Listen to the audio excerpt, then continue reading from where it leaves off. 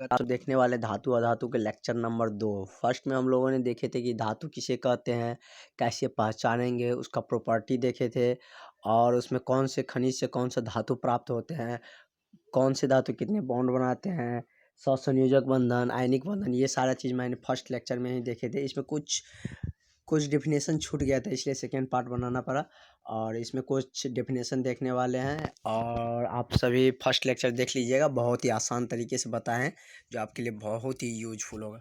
चलिए स्टार्ट करते हैं, वीडियो को देखते हैं। कुछ डेफिनेशन वाला है। अघात वर्धनीय। अघात वर्धनीय किसे कहते हैं? अघात वर्धनीय धातु का एक गुण होता है।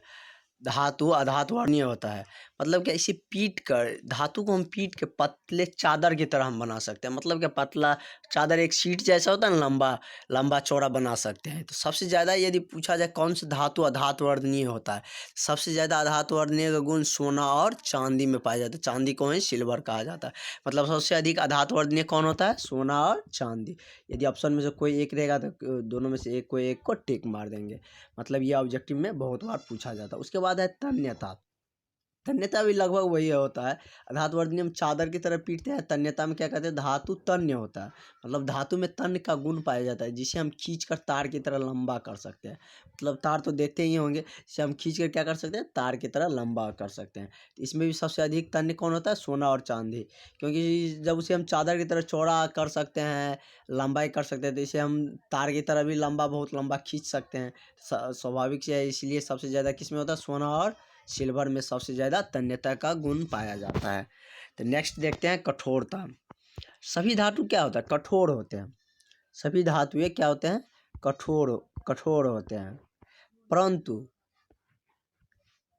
रूम टेम्परेचर पे, मतलब कमरे के ताप पे, सिर्फ एक द्रव अवस्था में क्या पाया जाता है? पारा, जिसे हम मरकरी कहते हैं। मरकरी किस में पाया जाता है? द्रव अवस्था में। लेकिन वो क्या है? धातु है। अधातु जनरली गैस में पाया जाता है। कुछ धातु अधातु ठोस और द्रव में भी पाया जाता है, लेकिन ज़्यादातर अधातु किस में पाया जाता है? गैस में। लेकिन धातु सभी किस में पाया जाता है? सभी धातु कठोर होते हैं, लेकिन कमरे के ताप पर पारा क्या होता है? मरकरी द्रव अवस्था में पाया जाता है। और इसमें दो ऐसे एलिमेंट है जो मुलायम होता है। धातु है लेकिन वो कठोर नहीं होता। जैसे सोडियम और पोटासियम क्या होती है? मुलायम होते हैं, जिसे हम चाकू से काट सकते हैं। यदि ऑब्जेक्टिव में पूछा जाए कि चाकू से किसे हम काट सकते हैं, यदि दोनों में से कोई एक ऑप्शन रहेगा तो उसे हम मार देंगे, यदि दोनों रहेगा तो दोनों सही है। नेक्स्ट देखते हैं खनिज। खनिज वो पदार्थ होता है जिससे पृथ्वी के अंदर से निकाला जाता है। मतलब जैसे कोई धातु की हमें ज़रूरत है, जैसे लोहा निकालना है, एल्युमिनियम निकालना है, तो वो सब यदि हमें पृथ्वी के अंदर से, पृथ्वी की सतह से, ज़मीन की सतह से प्राप्त होगा तो उसी को हम क्या बोलते हैं? खनिज बोलते हैं। मतलब जैसे पेट्रोलियम सब निकलता है तो वो सब क्या? खनिज कहलाता है। खनिज संपदा पढ़ते भी हैं हम लोग। तो खनिज पृथ्वी के परत में विद्वान धातु युक्त ठोस पदार्थ।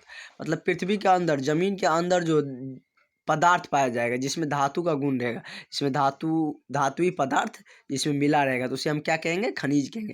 खनिज में ऐसा नहीं है कि सिर्फ धातु मिल जाएगा।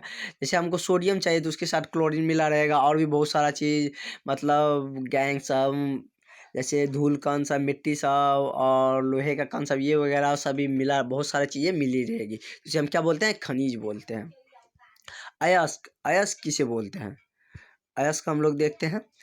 अयस्क जैसे खनिज हमें प्राप्त हो गया, मान के चलो कि हम वो खनिज मिल गया इस जगह पे, मान के चले हमें खनिज प्राप्त हुआ, उसी में से हमको क्या करना है?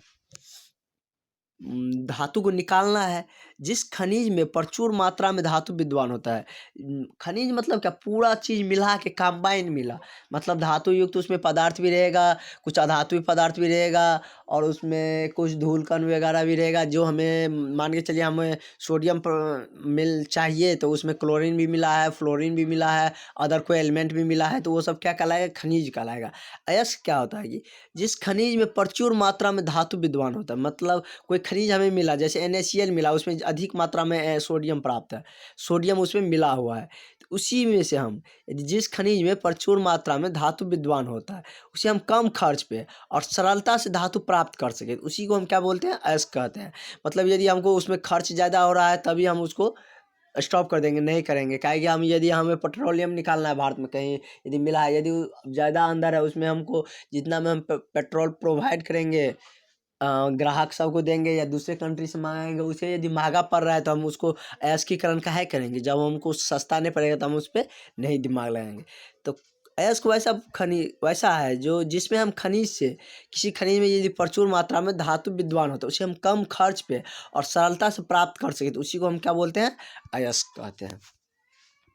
नेक्स्ट देखते हैं निष्पादन और भर्जन। निष्पादन एक धातु प्राप्त करने की एक प्रक्रिया है, एक विधि है जिसे उससे हम निकाला जा सकता है। जैसे बहुत सारा चीज़ उसमें मिला हुआ है तो उसमें हम निष्पादन और भर्जन विधि द्वारा किसे हम धातु को प्राप्त कर सकते हैं। तो देखते हैं निष्पादन से कैसे हम धातु प्राप्त कर सकते हैं। इस प्रक्रिया में अयस्क को वायु की अनुपस्थिति में गर्म किया जाता है। इसमें खनिज को नहीं, अयस्क को हम खनिज पहले प्राप्त किए, उसमें से हम कुछ अशुद्धियाँ को हटा दिए, हमको अयस्क मिला। फिर भी उसमें बहुत सारा चीज़ रह ही गया तो उसे हम कैसे निकालेंगे। प्योर यदि धातु निकालना है तो उसमें हम क्या करेंगे, निष्पादन विधि से यदि हमें प्राप्त करना है तो इस प्रक्रिया में हम क्या करते हैं, अयस्क को वायु की अनुपस्थिति में गर्म करते हैं।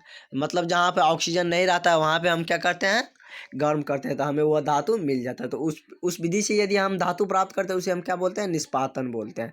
भर्जन, इस प्रक्रिया में हम अयस्क को वायु की उपस्थिति में हम प्राप्त करते हैं। इस प्रक्रिया में हम लोग क्या करते हैं, वायु की उपस्थिति में कोई भी पदार्थ को, कोई भी मतलब धातु को हम प्राप्त करते हैं तो वह प्रक्रिया क्या कहलाता है, भर्जन कहलाता है। मतलब अयस्क से यदि हम धातु वायु की उपस्थिति में प्राप्त करेंगे तो वह क्या कहलाएगा, भर्जन कहलाएगा। तो अब थ्योरी का लगभग पोर्शन खत्म हो गया। अब हम लोग कुछ क्वेश्चन देखते हैं। ये सब 2 नंबर में पूछा जाता है और देखते हैं कुछ ऑब्जेक्टिव जिससे आपको बहुत ही ज़्यादा क्लियर हो पाएगा। चलिए कुछ क्वेश्चन देखते हैं जो अच्छा क्वेश्चन है, बहुत ही इंपॉर्टेंट क्वेश्चन है। जैसे ये है 5 नंबर क्वेश्चन, निम्न में से कौन अयस्क से तांबा प्राप्त होता है। मतलब तांबा किससे प्राप्त होता है।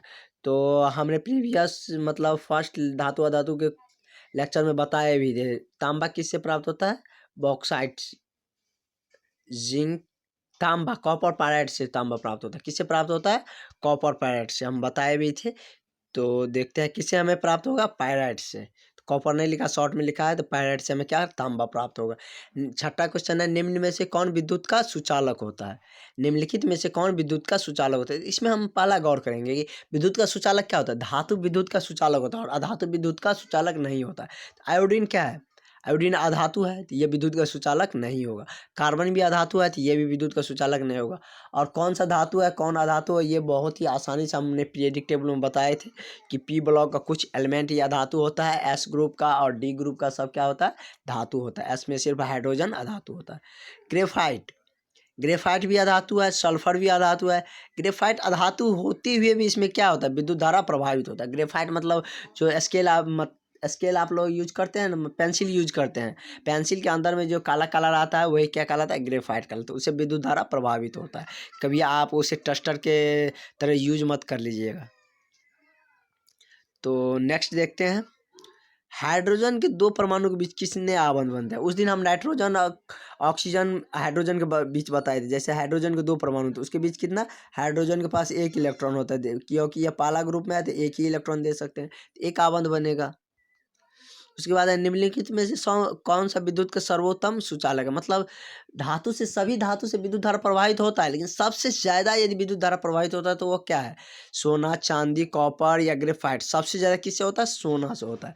तो क्वेश्चन आएगा कि हम लोग मतलब वायरिंग के लिए खंभा पर सोना का काहे नहीं यूज करते हैं, तो एल्युमिनियम काहे यूज करते हैं, कॉपर या एल्युमिनियम यूज करते हैं हम लोग जनरली। सोना के इसलिए नहीं यूज करते हैं क्योंकि वह सोना चांदी ज़्यादा कॉस्टेबल हो जाएगा और चोरी होने का भी ज़्यादा चांसेज रहेगा और ज़्यादा कॉस्ट में आने पे हमको ज़्यादा बेनिफिट नहीं होगा। हाँ, जहाँ इंडस्ट्री वगैरह सब में यदि ज़्यादा इलेक्ट्रिसिटी का ज़रूरत होता है तो वहाँ पे सोना का यूज किया जाता है। नेक्स्ट देखते हैं जो बहुत ही अच्छा क्वेश्चन है कि निम्नलिखित में से कौन आयनिक बंधन है। आयनिक बंधन हम आपको बताए थे कि आयनिक बंधन किसके बीच बनता है, आयनिक बंधन धातु और अधातु के बीच बनता है। और अधातु अधातु के बीच क्या बनता है, सहसंयोजक बंधन। धातु अधातु के बीच आयनिक या वैद्युत सहसंयोजक बंधन बनता है। तो देखो नाइट्रोजन और ऑक्सीजन दोनों अधातु थे, ये आयनिक बंधन बनेगा नहीं।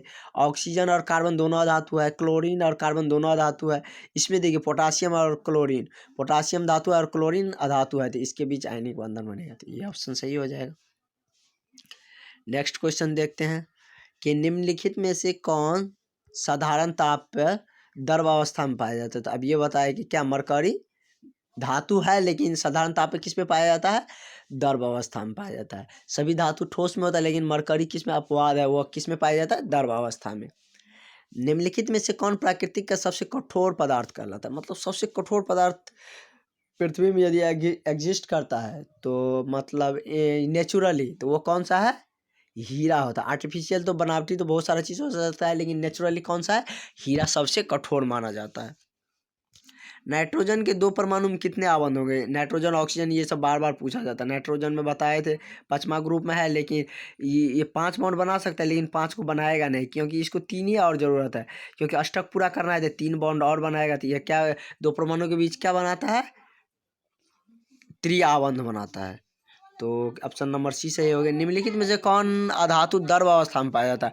कौन सा धातु द्रव अवस्था में पाया जाता है, ब्रोमीन। ब्रोमीन किस में पाया जाता है, द्रव अवस्था में पाया जाता है। तो ये वीडियो की यहीं पर क्लोज करते हैं। यदि आप लोग को अच्छा लगेगा तो सब्सक्राइब जरूर करिएगा और शेयर भी करिएगा दोस्तों के बीच। Thank you for watching.